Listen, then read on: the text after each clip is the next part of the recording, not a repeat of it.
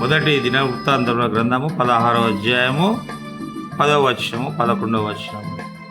ఆయన పరిశుద్ధ నామమును బట్టి అతిశయించుడి, యెహోవాను వెదుకువారు హృదయమందు సంతోషించుదురుగాక. యెహోవాను ఆశ్రయించుడి, ఆయన బలమును ఆశ్రయించుడి, ఆయన సన్నిధి నిత్యము వెదకుడి. ఆయన సన్నిధిని నిత్యము వెతుకుడి.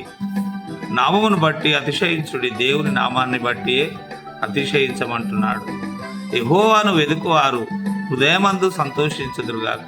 మనం దేవుని ఎప్పుడూ వెతుకుతూ ఉంటే, దేవుని ఆశ్చర్య కార్యాలను వెతుకుతూ ఉంటే, దేవుడు చేసిన మేళ్లను మనం వెతుకుతూ ఉంటే మనకేం కలుగుతుందంటే హృదయమందు సంతోషం కలుగుతుంది. మన హృదయంలో దేవుని వెతికినప్పుడు మనకు సంతోషం కలుగుతుంది. మరి దేవుని ఆశ్రయించినట్టుడి, ఆయన బలమును ఆశ్రయించుడు. మన దేవుడు బలమైన దేవుడు, గొప్ప దేవుడు. మనము దేవుణ్ణి ఆశ్రయించాలి. ఎన్ని కష్టాలు, ఎన్ని శోధనలు, ఎన్ని విపత్తులు కలిగినా మనము దేవుని ఆశ్రయించేవారుగా ఉండాలి.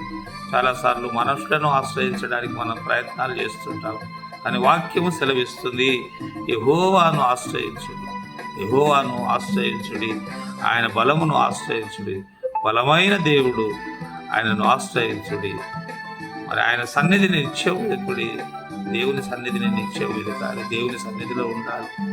దేవుని ఆశీర్వాదాలు పొందాలి. దేవుని మేలులు మనకు కలగాలి అనే పరమై ఉండగా ఆయన సన్నిధిని నిత్యము మనం వెతుకుతూ ఉండాలా. నిత్యము వెతుకుని ఆయన స్మరణ చేసుకుంటుండాలా, ఆయనను ప్రార్థిస్తూ ఉండాలా, ఆయన వాక్యమును చదువుతుండాలా, ఆయన సన్నిధిని వెతుకుతూ ఉండాలని భక్తుడు తెలియజేస్తున్నాడు.